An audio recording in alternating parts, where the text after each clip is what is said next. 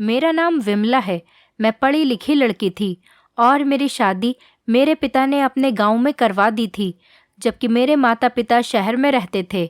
मेरे पिता का बचपन गांव में ही गुजरा था और तभी मेरे पिता ने ये तय कर लिया था कि वो अपनी इकलौती बेटी की शादी अपने ही गांव में करेंगे। मेरे पिता का कहना था कि गांव के लोग बहुत सीधे साधे होते हैं, जहां पर बहुओं को बहुत मान दिया जाता है। फिलहाल मैंने अपने माता पिता की मर्जी को ही अपनी मर्जी समझ लिया था।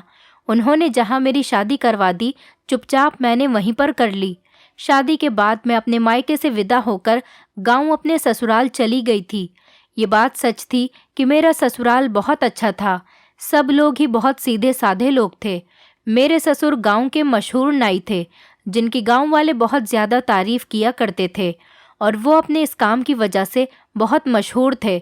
मेरी शादी के 1 साल बाद ही मेरे पति की अचानक हार्ट अटैक की वजह से मौत हो गई और मैं विधवा हो गई थी। लेकिन मेरे सास ससुर ने मुझे हमेशा अपनी बेटी की तरह ही समझा। अपने बेटे के मरने के बाद उन्होंने मुझे कहीं नहीं जाने दिया और अपने पास ही रखा। मेरे पति के मरने के बाद घर में बहुत सारी परेशानियां आ गई थी। मेरी सास की हमेशा तबीयत खराब रहने लगी थी और मेरे ससुर तो वैसे भी काफ़ी बूढ़े हो चुके थे, इसीलिए उन्होंने अपने नाई का काम भी छोड़ दिया था। इस वजह से मैंने सोचा कि क्यों न मैं अपने गांव के ही किसी सरकारी स्कूल में नौकरी कर लेती हूँ। मैंने सरकारी स्कूल में टीचर की नौकरी करना शुरू कर दिया था, लेकिन अब मेरे टीचिंग करने की वजह से घर के काम में बहुत दिक्कत आने लगी थी। मैं सुबह 7 बजे घर से निकलती तो दोपहर को 3 बजे घर में लौटती थी, जिसकी वजह से घर का सारा काम ऐसे ही पड़ा रहता था और खाना भी नहीं बन पाता था। मैं 3 बजे जब स्कूल से वापस आती तो सारा काम जल्दी जल्दी निपटाती थी और मुझे आराम करने का भी मौका नहीं मिल पाता था। मेरी सास की तबीयत भी दिन ब दिन ख़राब होती चली जा रही थी। अब मेरे सास ससुर इतने अच्छे थे तो मुझे ही तो अपने सास ससुर का सहारा बनना था। मेरे ससुर भी मुझसे कहा करते थे कि बहू के ऊपर सारी जिम्मेदारी आ गई है। मेरे ससुर को मुझ पर बहुत तरस आता था, इसीलिए मेरे ससुर हर महीने एक नई नौकरानी लेकर आ जाते थे। लेकिन वो नौकरानी कुछ ही दिन घर पर रुकती थी और उसके बाद वो घर से गायब हो जाती थी। मेरी सास को तो कुछ भी पता नहीं होता था, क्योंकि वो अपने कमरे से बाहर बहुत कम निकलती थी। लेकिन मेरे ससुर कहते कि शायद वो किसी के साथ भाग गई है। पर इसके बाद मेरे ससुर के पास बहुत सारे पैसे होते थे। इस बार मेरे ससुर मुझे और सास को लेकर दूसरे गांव में आ गए थे और अपना नाम बदल लिया था और गुस्से से कहने लगे कि उस गांव में कोई नहीं जाएगा। लेकिन मैं तो उस गांव के सरकारी स्कूल में नौकरी करती थी, इसलिए मेरा वहां पर जाना बहुत ज़रूरी था। जैसे ही मैं गांव गई, मेरे पैरों तले से ज़मीन निकल गई, क्योंकि मेरे ससुर बहुत बड़ा जुर्म कर रहे थे। ये बात तब की है जब मेरे पति की मौत हुई थी। मेरी सास अपने पति पर बहुत ज़्यादा गुस्सा कर रही थी। वो सारा सारा दिन अपने पति से लड़ती रहती थी। मेरी सास भी ससुर से लड़ाई का कोई मौका हाथ से नहीं जाने देती थी। वजह ये थी कि बढ़ती हुई महंगाई। मेरे ससुर गांव के नाई थे, इसलिए उनकी कमाई भी बहुत ज़्यादा कम थी। लेकिन अब वो भी बूढ़े हो चुके थे, क्या कर सकते थे। बढ़ती हुई महंगाई की वजह से घर के हालात ऐसे हो गए थे कि एक वक्त की रोटी खाकर इस बात की उम्मीद भी नहीं होती थी कि दोबारा खाना मिलेगा भी या नहीं। मुझे तो यही डर रहता था कि इन हालात के चलते कहीं मेरे सास ससुर मुझे इस घर से न निकाल दे। परेशानियां थीं कि बढ़ती ही चली जा रही थी। मेरे ससुर को भी समझ आ गया था कि ऐसे गुजारा नहीं होने वाला। मेरे ससुर ने अपना नाई का काम भी छोड़ दिया था, लेकिन उन्होंने सोचा था कि वो लोगों के घर में जाकर काम किया करेंगे और मैंने भी फैसला कर लिया था कि मैं अपने गांव के ही किसी सरकारी स्कूल में नौकरी कर लेती हूँ, जिस पर मेरे सास ससुर को कोई ऐतराज़ नहीं था और उन्होंने मुझे नौकरी करने की परमिशन दे दी थी। अगले ही दिन मेरे ससुर लोगों के घर घर जाकर काम करने जाने लगे थे। अब मैंने सोचा था कि शायद घर के हालात धीरे धीरे बेहतर होने लगेंगे। जिस घर में हम रहते थे वो भी किराए का घर था, इसलिए हमें उसका किराया भी देना पड़ता था।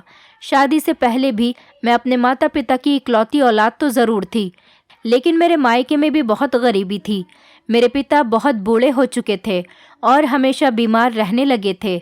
मैं नहीं चाहती थी कि मैं विधवा होने के बाद उन पर दोबारा से बोझ बन जाऊं, इसीलिए मैं अपने ससुराल में रहकर अपने सास ससुर का ख्याल रखना चाहती थी। मेरे माता पिता तो जॉइंट फैमिली में रहते थे। उनका ख्याल रखने के लिए उनके अपने बहुत रिश्तेदार भी थे। फिर एक दिन धीरे धीरे मेरी सास की भी तबीयत बिगड़ने लगी। जब मैंने स्कूल में टीचिंग करने जाना शुरू कर दिया तो घर के कामों में बहुत ज़्यादा परेशानी आने लगी थी।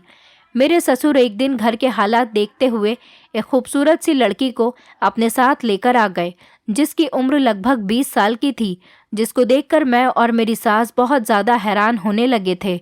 मेरे ससुर ने कहा कि ये लड़की आज से घर के काम संभाला करेगी, मतलब मैं नौकरानी बनाकर इस लड़की को लेकर आया हूँ। मेरी सास गुस्से से अपने पति से कहने लगी, पहले ही यहाँ पर भूखा मरने की नौबत आ गई है और अब नौकरानी भी लेकर आ गए हो। हम लोग तो जैसे तैसे गुजारा कर रहे हैं और अब हमें इस लड़की का भी खर्चा देखना होगा। मेरी सास के दिमाग में अभी सिर्फ खर्च की ही टेंशन चल रही थी, जबकि मेरा दिमाग तो बहुत तेज दौड़ रहा था। मैं सोच रही थी, ये लड़की बहुत खूबसूरत है, कहीं मेरे ससुर ने इससे दूसरी शादी तो नहीं कर ली। मैं इतना सोच ही रही थी कि मेरे ससुर कहने लगे, ये हमारे गांव की बेटी है, इसके पिता मर गए हैं, ये बेचारी बेसहारा हो गई, इसके परिवार में कोई नहीं है जो इसे समझ सके, इसलिए मैं इसे यहाँ पर लेकर आ गया हूँ। ये घर के कामकाज देख लिया करेगी। वैसे भी विमला बहू तो स्कूल में टीचिंग करने के लिए जाती है और तुम बीमार पड़ी रहती हो। बहू बेचारी को स्कूल से आकर घर के सारे काम करने पड़ते हैं और तुम भी घर में अकेली रहती हो और बीमार रहती हो। ये तुम्हारा ख्याल रखा करेगी और घर के भी सारे काम किया करेगी। मुझे तुम दोनों को देखकर अफसोस होता है, बस इसीलिए मैं इस लड़की को यहाँ पर लेकर आ गया हूँ। मेरी सास कहने लगी, तुम भी कमाल करते हो, घर में परेशानी है तभी तो बहू भी नौकरी करने के लिए घर से निकल गई, अब हमें इस नौकरानी को भी पैसे देने पड़ेंगे। मेरे ससुर कहने लगे, मायूस मत हो, ये लड़की घर के सारे काम करेगी और तुम हमेशा झगड़ा करने वाली बातें ही क्यों करती रहती हो। कुछ दिनों बाद सब कुछ ठीक हो जाएगा, बहू की भी सैलरी आने लगेगी और मैं भी थोड़े बहुत पैसे लाने लगूंगा। तुम देखना, हमारे घर के हालात धीरे धीरे बिल्कुल ठीक हो जाएंगे।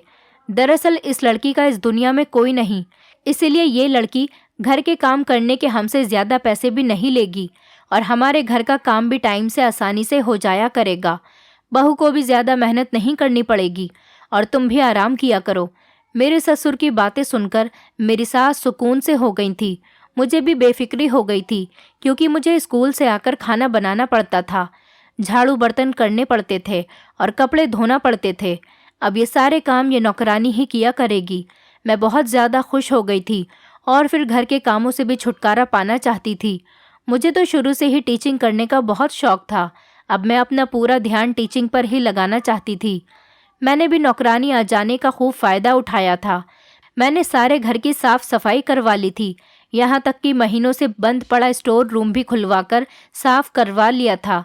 नए पुराने सब बिस्तर भी धुलवा लिए थे और कपड़े भी धुलवा लिए थे। मेरी सास भी बहुत खुश थी और उठते बैठते यही कहती थी कि इस लड़की के आ जाने के बाद घर के काम करने की मजबूरी ही ख़त्म हो गई। ये तो मेरे कुछ कहे बिना ही सारा काम करती रहती है। मेरी ज़िंदगी भी बहुत अच्छी गुजर रही थी। 1 महीना हो गया था और मुझे स्कूल से सैलरी भी मिल गई थी। एक दिन मेरी सास मेरे कमरे में आई और कहने लगी, विमला, क्या कंचन तुम्हारे पास है? मैंने कहा, नहीं तो माँ जी, वो मेरे कमरे में नहीं है, शायद किचन में खाना बना रही होगी। कंचन हमारी नौकरानी का नाम था। मेरी सास के चेहरे पर फिक्र साफ दिखाई दे रही थी। वो खुद उसको सारे घर में ढूंढ रही थी और कहने लगी, अगर वो यहाँ भी नहीं है तो कहाँ जा सकती है? मैंने अपनी सास से पूछा, क्या हुआ है माँ जी? मेरी सास कहने लगी, आज सुबह से ही कंचन गायब है, उसने घर का कोई काम भी नहीं किया। मैंने सारा घर छान मारा है, मगर कंचन मुझे कहीं भी नज़र नहीं आ रही। तुमने तो कहीं उसको किसी काम के लिए नहीं भेज दिया? मैंने कहा, नहीं नहीं माँ जी, मैं तो सुबह से स्कूल में थी, तो फिर मैं उसे किसी काम के लिए भला क्यों भेजूंगी? और जब से मैं स्कूल से आई हूँ तब से मैंने भी उसे नहीं देखा है और उसका तो इस गांव में भी कोई नहीं। वो यहाँ से भला कहाँ जाएगी? शायद पड़ोस में जाकर बैठ गई होगी। ऐसा तो नहीं कि वो किसी कोने में काम के डर की वजह से छिपी बैठी हो। मेरी सास को गुस्सा आ रहा था। वो कहने लगी, कामचोर कहीं की, पता नहीं काम छोड़कर ना जाने कहाँ चली गई। आएगी तो उससे ज़रूर पूछूंगी, सुबह से ना जाने कहाँ गायब है। ये कहकर मेरी सास अपने कमरे में चली गई थी और मैं भी आराम करने के लिए लेट गई थी। मगर फिर मुझे भी उस लड़की का ख्याल आया तो उठकर मैं अपने कमरे के बाहर आ गई। मेरी सास तो बहुत परेशान नज़र आ रही थी, लेकिन मेरे ससुर अभी तक घर वापस नहीं आए थे। थोड़ी देर के बाद जब मेरे ससुर घर वापस आए और सास के कमरे में चले गए थे, मैं भी अपनी सास के कमरे में चली गई और उनको बताया कि माँ जी, कंचन तो कहीं भी नज़र नहीं आ रही है। मेरे ससुर को ये बात सुनकर बहुत गुस्सा आ गया कि कंचन कहीं गायब हो गई। मैंने अपने ससुर से पूछा, आपको क्या हुआ पिताजी? तो वो कहने लगे कि तुम दोनों से एक लड़की का ख्याल नहीं रखा गया, तुम दोनों को यही नहीं पता कि वो कहाँ चली गई। मैंने कहा, पिताजी, कंचन तो सुबह से ही गायब है। तो मेरे ससुर गुस्से में आकर कहने लगे, तुम दोनों को एक काम करने वाली लड़की क्या मिल गई थी? तुम लोगों की तो खुशी के ठिकाने ही नहीं थे। अब करो ऐश, जब वो घर से भाग गई है तो। एक तो मैं बड़ी उम्मीद से उस लड़की को लेकर आया था और उससे ये भी कहा था कि मैं तुम्हारा ख्याल अपनी बेटी की तरह रखूंगा। ज़रूर तुम दोनों ने ही कोई कमी की होगी, तभी तो वो लड़की तंग आकर यहाँ से भाग गई। एक तो जिस दिन से वो बेचारी यहाँ पर आई थी, तुम लोगों ने उससे नए नए तरीके के काम करवाए थे और तुम दोनों एक काम को भी हाथ नहीं लगा रही थी। मुझे लगा था कि यहाँ पर वो सुरक्षित रहेगी, मगर वो अब घर से भाग गई। उसके पड़ोस के लोगों के कहने पर मैं उसको अपने घर पर लेकर आया था। अब मैं उन लोगों को क्या जवाब दूंगा? मेरे ससुर ये बात तो बिल्कुल ठीक कह रहे थे कि हम सास बहू ने उसको बहुत ज़्यादा तंग कर दिया था। हम लोग उससे बहुत ज़्यादा काम ले रहे थे। मेरे ससुर कहने लगे, अगर उसके पड़ोस के लोगों को पता चल गया कि वो हमारे घर से चली गई है तो कहीं वो लोग हम पर पुलिस केस न कर दें। मेरे ससुर सोच सोच कर बहुत ज़्यादा गुस्सा कर रहे थे। मेरी सास भी परेशान हो रही थी और मैं भी। वैसे गलती तो हमारी ही थी, हमें उसका ध्यान रखना चाहिए था और ख्याल भी रखना चाहिए था। हमने उस बेचारी से कुछ ज़्यादा ही काम करवा लिए थे और उसे आराम करने तक का मौका नहीं देते थे। कंचन के चले जाने के बाद हमारे घर में जैसे सुकून ख़त्म हो गया था। हम लोग हर टाइम घबराए से रहते थे कि कब पुलिस आए। हमें हर वक्त यही डर लगा रहता था। अगले दिन जब मेरे ससुर कंचन के घर के पास से गुजरे तो उसके पड़ोसी ने उसके बारे में पूछा। गलती से मेरे ससुर ने कह दिया कि वो तो हमारे घर से भाग गई। उन लोगों ने मेरे ससुर को बहुत बुरा भला कहा था और उन पर ही इल्ज़ाम लगाया था। हम लोग बहुत ज़्यादा परेशान रहने लगे थे। अब तो मुझे भी स्कूल में टीचिंग करते टाइम पर हमेशा यही टेंशन रहती थी कि कंचन आखिर कहाँ चली गई। अगर कुछ गड़बड़ हो गई तो हम लोग फंस जाएंगे।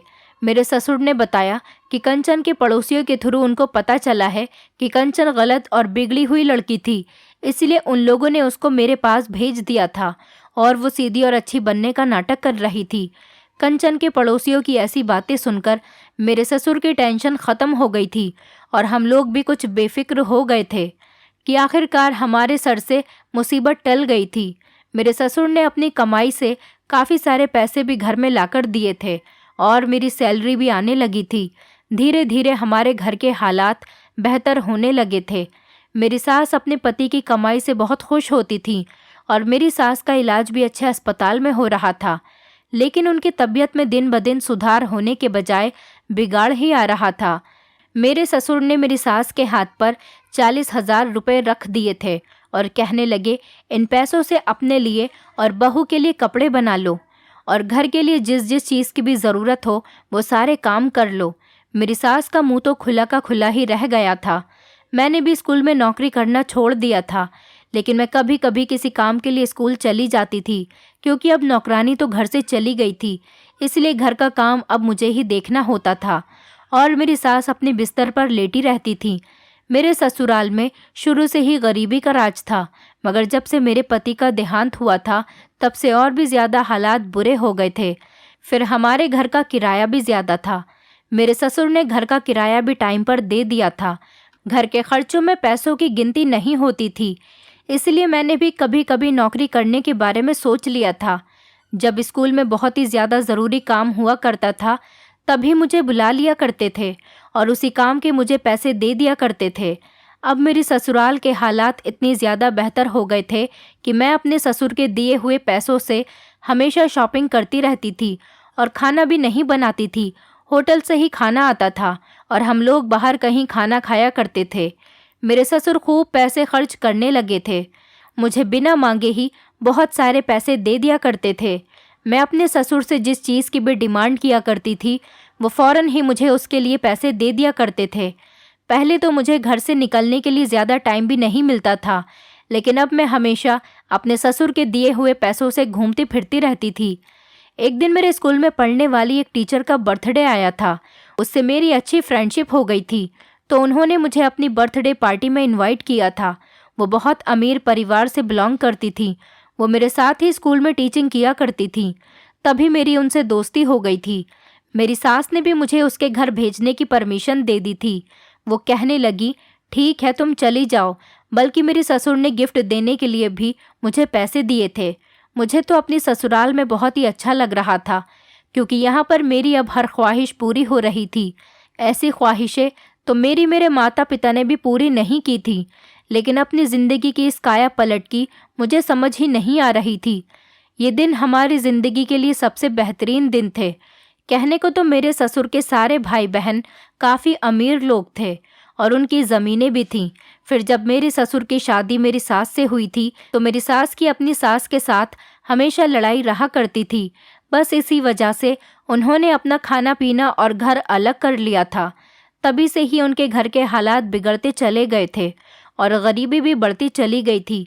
मेरे ससुर बहुत अच्छे आदमी थे। उन्होंने लोगों से लड़ाई झगड़ा करना नहीं जाना था, लेकिन मेरी सास अपने पति से हमेशा लड़ती रहती थी। पर जिस दिन से उन्होंने उनके हाथ में ढेर सारे पैसे लाकर रखने शुरू किए थे, अब घर में सास ससुर के बीच किसी तरह का कोई झगड़ा नहीं होता था। मेरे पति का भी सारा बचपन गरीबी में ही गुजर गया था। मेरे पति को इलाज भी ठीक नहीं मिल पाया था, जिसकी वजह से उनकी मौत हो गई थी। मेरे पति बहुत अच्छे इंसान थे और मुझे बहुत प्यार किया करते थे। शादी के बाद मेरे ससुराल में गरीबी तो ज़रूर थी, लेकिन मैं अपने पति के साथ खुश रहा करती थी। मेरे पति की मौत के बाद लोगों ने मेरी जवानी देखते हुए कहा कि तुम दूसरी शादी कर लो, लेकिन मैं अब की बार चाहती थी कि मेरी शादी किसी ऐसे लड़के के साथ हो जिसके घर के हालात ठीक हों। अगर फिर से मेरी शादी किसी गरीब परिवार में हो गई तो मेरी सारी ज़िंदगी अमीरी के सपने देखते देखते ही गुजर जाएगी। लेकिन अब जो ये टाइम चल रहा था वो बहुत अच्छा गुजर रहा था। फिलहाल मैं अपने दोस्त के लिए अच्छा सा गिफ्ट लेकर उसके घर पर चली गई थी। उसके घर पर काफ़ी सारे मेहमान आए हुए थे। मैं सोफे पर बैठी खुद को अमीर जाहिर करने की कोशिश कर रही थी। मैंने कपड़े भी अच्छे पहने हुए थे। सब लोगों की नज़र मुझ पर ही थी। देखकर मुझे कोई भी नहीं कह सकता था कि मेरी शादी हो चुकी थी और मैं विधवा भी हो गई हूँ, क्योंकि मैं पढ़ी लिखी थी। इसलिए सबको यही जाहिर करती थी कि मैं इस गांव की नहीं बल्कि शहर की रहने वाली हूँ। लेकिन अब जब शादी यहाँ पर हो गई थी तो थोड़ी बहुत लोगों की बातें भी बर्दाश्त करनी होती थी। लेकिन सब लोग मेरी खूबसूरती और एटीट्यूड की तारीफ़ करते थे। मेरे सामने ही एक लड़का मेरे करीब आकर खड़ा हो गया था। वो मुझसे कहने लगा, मैं आपके बराबर में खाली जगह पर बैठ सकता हूँ। मुझे समझ नहीं आया कि मुझे क्या करना चाहिए, उसे परमिशन दे देनी चाहिए या नहीं। मैं कंफ्यूज हो रही थी, या ये कह दूँ कि इधर ना बैठो, मगर मैं ऐसा कहने से भी डर रही थी कि कहीं उसे मेरी क्लास का अंदाज़ा ना हो जाए और मेरी इमेज ना ख़राब हो जाए। मैंने बस सर हिला दिया तो वो लड़का मेरे बराबर में आकर बैठ गया था। वो कहने लगा, क्या मैं आपके बारे में जान सकता हूँ? मैंने उसको बताया कि मेरा नाम विमला है और मैं सुनैना की अच्छी दोस्त हूँ। हम दोनों एक साथ ही एक ही स्कूल में टीचिंग किया करते थे। वो मुस्कुराया और कहने लगा, मेरा नाम दीपक है और मैं सुनैना का कज़िन हूँ। आप जब से पार्टी में आई हो मेरी नज़रें आप पर से हट ही नहीं रहीं। मैंने खुद को रोकने की बड़ी कोशिश की, मगर आपकी खूबसूरती के सामने बेबस हो गया हूँ। इसलिए आपसे बात करने के लिए आपके करीब आकर बैठ गया। क्या आपको बुरा तो नहीं लगा ना? मैं तो दीपक की बातों से बड़ी इम्प्रेस हो गई थी। इतनी प्यारी बातें तो मेरे पति ने भी कभी मुझसे नहीं की थी। फर्स्ट मीटिंग में ही वो मेरी इतनी ज़्यादा तारीफ़ कर रहा था। मेरे दिल की धड़कनें आज बहुत तेज़ तेज़ धड़क रही थी। दीपक मुझसे काफ़ी सारी बातें कर रहा था और मैं बस इशारे में सर हिलाती जा रही थी। फिर घर वापस जाने का टाइम हो गया तो सुनैना मुझे अपने कज़िन दीपक के साथ दरवाजे तक छोड़ने आई थी। वो दिन मेरी ज़िंदगी का सबसे स्पेशल दिन था। मुझे नया दोस्त मिल गया था और उसके साथ नई फीलिंग्स भी जागने लगी थी।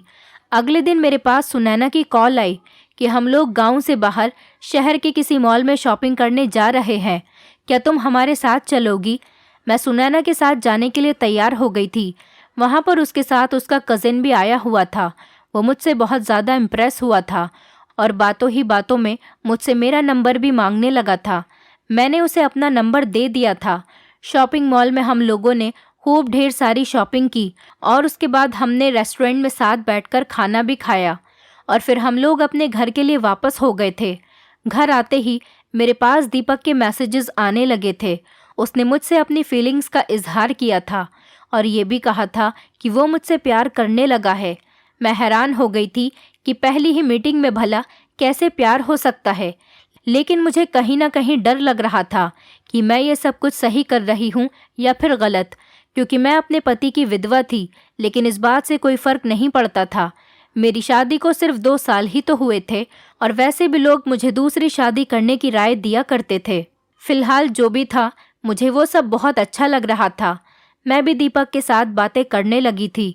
उसने मुझे बताया था कि वो शहर के सबसे बड़े और मशहूर बिजनेसमैन का बेटा है। उसने मुझसे कहा था कि तुम मेरे डैड के ऑफिस में जॉब कर सकती हो। मुझे दीपक और उसकी बातें बहुत अच्छी लगने लगी थी।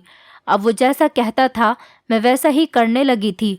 मेरे घर से निकलने पर मेरे सास ससुर भी कभी कोई रोक टोक नहीं लगाते थे, क्योंकि मैं सुबह की साफ सफाई कर देती थी और खाना तो हमारा मार्केट से ही आ जाता था, इसीलिए किसी बात की कोई टेंशन नहीं थी। मेरी सास बीमार रहा करती थी तो वह सिर्फ अपने बिस्तर पर लेटी हुई आराम ही करती रहती थी, इसलिए उन्होंने कभी मेरे बारे में जानने की कोशिश ही नहीं की कि मैं अब क्या करती हूँ और कब घर से निकलती हूँ। मेरे ससुर तो जैसा मैं कहती थी वैसा ही कर लिया करते थे। मेरी ज़िंदगी बहुत अच्छी गुजर रही थी। मैंने अपने ससुर से कह दिया था कि मैं शहर की एक बड़ी कंपनी में जॉब करने लगी हूँ और वहीं से ड्राइवर आकर मुझे ले जाता है और वही मुझे छोड़ जाता है। अब सारा दिन मैं दीपक के साथ बिताने लगी थी। एक दिन मेरे ससुर ने ऑब्जेक्शन भी उठाया था कि जब मैं पैसे कमा रहा हूँ तो तुम्हें घर से निकलने की क्या ज़रूरत है। तो मैंने उनसे कहा कि अब जब हमारे घर के हालात बेहतर हो गए हैं तो फिर हमें भी अपना लाइफस्टाइल चेंज कर देना चाहिए। मेरे ससुर कहने लगे, तुम्हें घर में रहकर अपनी सास का भी ख्याल रखना चाहिए। मुझे अपने ससुर की ये बात सुनकर तो गुस्सा आ गया था। मैंने कहा, पिताजी, मैं सुबह में सारे काम करके ही घर से बाहर निकलती हूँ और वैसे भी माँ जी को तो अब कोई काम नहीं करना पड़ता, तो फिर मैं उनका क्या ख्याल रखूँ। मैंने ऐसा इसलिए कहा था क्योंकि मैं घर में नहीं रुकना चाहती थी और दीपक के साथ टाइम स्पेंड करना चाहती थी, क्योंकि तब उसके बिना नहीं रह सकती थी। मेरा सारा दिन अब उसके साथ ही गुजरता था। आखिर मैं जवान थी और इस तरह से अकेले सारी जिंदगी नहीं गुजार सकती थी। मैंने फैसला कर लिया था कि जैसे ही दीपक मुझसे शादी का ऑफर करेगा, मैं अपने सास ससुर से बात करके फौरन ही दीपक के साथ शादी कर लूँगी और उसके घर चली जाऊँगी। मुझे दीपक के साथ मिलने जुलने में कोई हिचकिचाहट भी महसूस नहीं होती थी। कभी कभी तो मैं सोचती थी कि ज़्यादा मिलना जुलना सही रहता है या नहीं। दीपक के साथ टाइम स्पेंड करते टाइम मुझे बिल्कुल भी अपने पति की याद नहीं आती थी और मेरी सास तो बिल्कुल ही पैसों की चकाचौंध में इस कदर खो गई थी कि उन्हें तो अपनी बहू से कोई मतलब ही नहीं था। वो बीमार तो ज़रूर रहती थी, लेकिन अपने सारे शौक बिस्तर पर लेटे लेटे ही पूरे कर लिया करती थी। और धीरे धीरे मेरे ससुर ने भी मुझे रोकना टोकना छोड़ दिया था। लेकिन एक बात ज़रूर थी, मुझे दीपक से मिलते हुए 1 महीना होने वाला था। अभी तक हम लोग अकेले में नहीं मिले थे।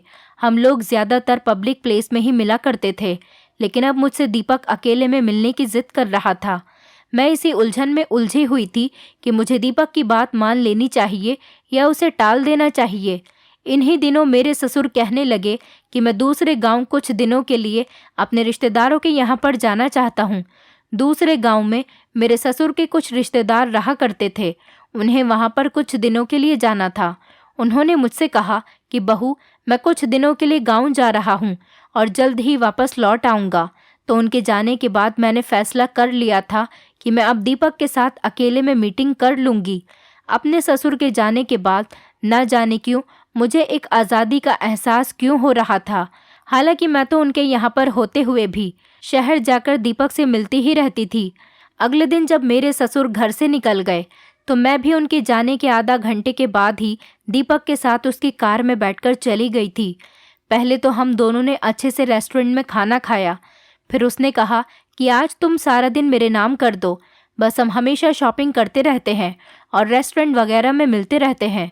मैं चाहता हूँ कि आज हम दोनों अकेले में मिलें। मैंने ठीक है कह दिया था कि ठीक है, तुम जहाँ पर मुझे लेकर जाना चाहते हो मैं चलने के लिए तैयार हूँ। दीपक ने होटल में एक कमरा बुक कर लिया था। हम दोनों वहाँ पर चले गए थे, लेकिन कहीं ना कहीं मुझे दीपक पर शक हो रहा था। एक बार तो मैंने इनकार भी कर दिया था, तो दीपक ने मेरी आंखों में आंखें डालकर कहा, क्या मैं इस इनकार की वजह जान सकता हूँ? कितने दिनों से हम लोग ऐसे ही मीटिंग कर रहे हैं और मैं तुमसे कितने दिनों से अकेले मिलने की जिद कर रहा हूँ, पर तुम मेरी बात मानते ही नहीं हो। मैंने कहा, दरअसल मुझे जल्दी घर जाना है, मेरी माँ मेरे लिए परेशान हो रही होगी। दीपक ने मेरा हाथ पकड़ते हुए कहा, सच सच बताओ, क्या तुम्हें मुझ पर भरोसा नहीं? हम रोज़ एक साथ सारा दिन गुजारते हैं और आज अचानक से तुम्हें याद आ रहा है कि तुम्हारी माँ परेशान होगी। मैं खामोश ही रही तो दीपक कहने लगा, जिस रिश्ते में भरोसा न हो उसे ख़त्म कर देना चाहिए। आज से मैं तुमसे फ्रेंडशिप ख़त्म करता हूँ। दीपक की बात सुनकर तो मैं अपने होश में ही नहीं रही थी। ऐसा लग रहा था जैसे मुझे किसी ने आसमान से ज़मीन पर गिरा दिया हो। मेरी आंखों में आंसू आ गए थे। मैं कहने लगी, दीपक तुम ये क्या कह रहे हो? इतनी सी बात पर रिश्ते ख़त्म नहीं किए जा सकते। दीपक भी खामोश ही रहा था। मुझे लगा था कि अगर वो सब कुछ ख़त्म करके चला गया तो मैं पागल हो जाऊंगी, क्योंकि अब मुझसे उसके बिना नहीं रहा जाएगा।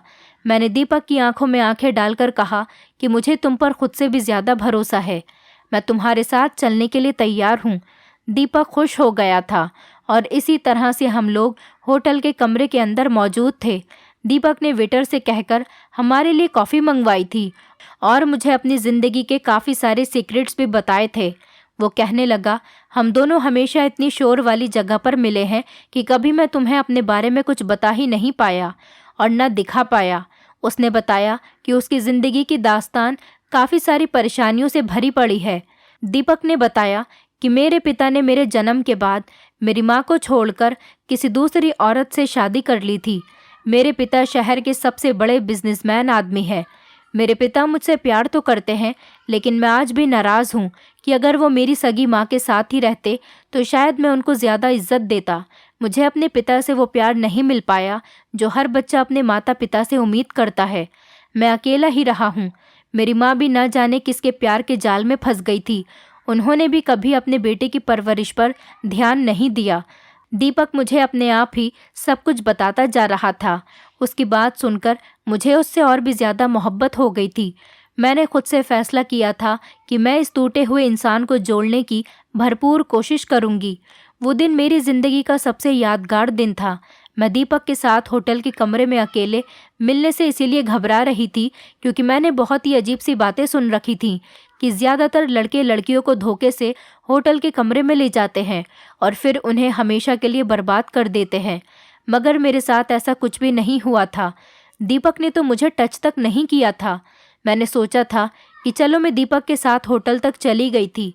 मैं मोहब्बत के इस मुकाम तक पहुंच चुकी थी कि मैं दीपक को इसकी गहराई तक जानना चाहती थी। आज उसने मेरे साथ जितनी भी अपनी पर्सनल बातें शेयर की थी, उसने मुझे अपनी नज़रों में बहुत ख़ास बना दिया था। मैं घर लेट ही पहुंची थी और सीधा अपनी सास के कमरे में चली गई थी। मेरी सास की तबीयत अब कुछ बेहतर लग रही थी, लेकिन उन्होंने मुझसे नहीं पूछा कि तुम आज सारा दिन कहाँ रही हो और इतनी लेट क्यों आई हो। 3-4 दिन के बाद मेरे ससुर भी गांव से वापस लौट आए थे। हैरत की बात ये थी कि इस बार भी उनके साथ एक खूबसूरत लड़की मौजूद थी। ये लड़की तो पहले वाली लड़की से भी कम उम्र की थी। मेरे ससुर ने बताया कि ये लड़की यहाँ पर घर का काम करने के लिए आई है। ये मेरे दोस्त की बेटी है और ये हमारे घर का सारा काम अच्छे से संभाल लेगी। मेरे दोस्त को पैसों की ज़रूरत थी और ये उसकी इकलौती बेटी है। वो बेचारा तो कोई काम धंधा नहीं कर सकता और अपनी बेटी को ऐसे किसी के भी भरोसे नहीं छोड़ सकता। मेरे दोस्त को मुझ पर बहुत भरोसा है। जब उसने मुझे अपनी परेशानी के बारे में बताया तो मैंने अपने दोस्त से कहा कि तुम अपनी बेटी को मेरे घर काम करने के लिए भेज दो। मैं इसके अच्छे खासे पैसे दिया करूँगा और ये मेरे घर में सेफ भी रहेगी। ये लड़की देखने में तो काफ़ी मासूम थी। मगर मेरे ससुर ने कह दिया था कि इस पर पूरी नज़र रखने की ज़रूरत है, कहीं ऐसा न हो कि ये हमारे घर में पैसे वगैरह देखकर हमें बेवकूफ़ बनाने की कोशिश करे। लेकिन अपने ससुर की बात सुनकर मैं बहुत हैरत में आ गई थी। मैं नहीं चाहती थी कि एक और काम वाली लड़की से हम हाथ धो बैठें, क्योंकि मुझे थोड़ा बहुत तो काम करना ही होता था। और अब दीपक के साथ मेरा टाइम इतना ज़्यादा स्पेंड होने लगा था कि मुझे घर का काम करना बड़ा भारी लगता था। नौकरानी के आ जाने से मुझे तसल्ली हो गई थी कि चलो अब मैं बेफिक्री से किसी भी टाइम घर से निकल सकती हूँ। मगर हमारी सारी कोशिशें नाकाम हो गई थी।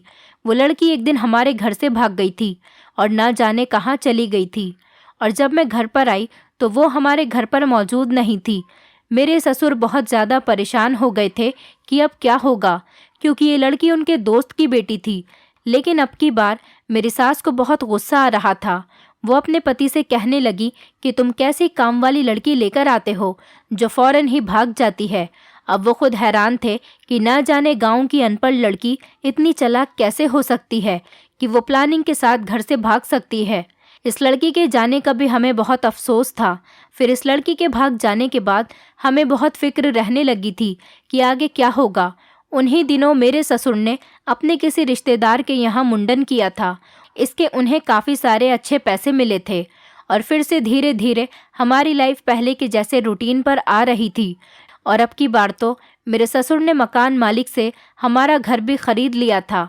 अब वो घर हमारा हो गया था और हमें उसका किराया भी नहीं देना पड़ता। ये खुशखबरी मैंने दीपक को भी सुना दी थी। वो भी खुश हो गया था। फिर वो दिन भी आ गया था जब मैंने दीपक के डैड के ऑफिस पर जॉब ज्वाइन कर ली थी, क्योंकि पहले तो मैं अपने ससुर से झूठ बोलती थी कि मैं शहर में जॉब करती हूँ। जॉब के बहाने मैं दीपक से मिलने जाया करती थी। दीपक भी अपने डैड की कंपनी में ही काम किया करता था। अब मेरा और दीपक का काम भी एक साथ हो गया था और हम दोनों सारा दिन एक साथ ही गुजारते थे। जब कभी कभी दीपक अपसेट हो जाता तो वो मुझे होटल रूम में ले जाया करता था। फिर वो मुझे अपने बचपन की बातें बताता था। मैं उसे हौसला देती रहती थी। वो बहुत ही स्पेशल दिन था जब दीपक ने मुझे प्रपोज किया था। उसने मुझसे कहा कि तुम मेरी ज़िंदगी में पहली लड़की आई हो जिसने मेरे दिल में अपने लिए जगह बना ली है, वरना आज तक भी कोई लड़की मुझे इम्प्रेस नहीं कर पाई। मेरे दिल में सारी जगह सिर्फ तुम्हारे लिए ही है। मैं खुद को आसमान में उड़ता हुआ महसूस कर रही थी। मुझे लगा था कि अब ज़िंदगी में चैन ही चैन लिखा है। मुझे कहाँ अंदाज़ा था कि मेरी ज़िंदगी पलटने वाली है, और इस तरह से पलटने वाली है कि मुझे मेरी गलती का एहसास कराकर रहेगी। हुआ यूं था कि मेरे ससुर एक बार फिर से न जाने किसी लड़की को हमारे घर पर लेकर आ गए थे, नौकरानी बनाकर। मगर कुछ दिन बाद वो लड़की भी हमारे घर से भाग गई थी। अब तो आस पड़ोस के लोगों को भी हम पर शक होने लगा था कि हमारे घर पर नौकरानी आई थी और कुछ दिन बाद हमारे घर से भाग जाया करती थी। और अब तो मेरे ससुर, जिनकी बेटियों को हमारे घर पर नौकरानी बनाकर लाते थे, वो लोग भी हमारे घर पर अपनी बेटियों को लेने के लिए आने लगे थे। मेरे ससुर बेचारे उनकी बेटी को कहाँ से ढूंढ सकते थे। मेरे ससुर ने फैसला कर लिया था कि हम गांव ही बदल लेंगे, और मेरी सास और मुझे भी सख्ती से कह दिया था कि कोई भी इस गांव से वापस नहीं आएगा। लेकिन मुझे बड़ी हैरानी हो रही थी कि अभी अभी तो हमने इस मकान को अपने नाम करवाया था, तो मेरे ससुर इस मकान को बेचकर दूसरे गांव क्यों जाना चाहते थे। मैंने इस बारे में अपने ससुर से बात की तो वो कहने लगे कि हमारे लिए ये गांव छोड़कर जाना ज़रूरी हो गया है, और तुम्हारे कहने पर हम इस घर को बेचते नहीं हैं, बल्कि इसमें ताला डालकर यहाँ से चले जाते हैं। दूसरे गांव में जाकर वहाँ पर कोई घर किराए पर ले लेंगे और वहीं पर शिफ्ट हो जाएंगे। जब हालात बेहतर हो जाएंगे तो हम अपने घर वापस आ जाएंगे। मुझे अपने ससुर की बात तो ठीक लगी थी।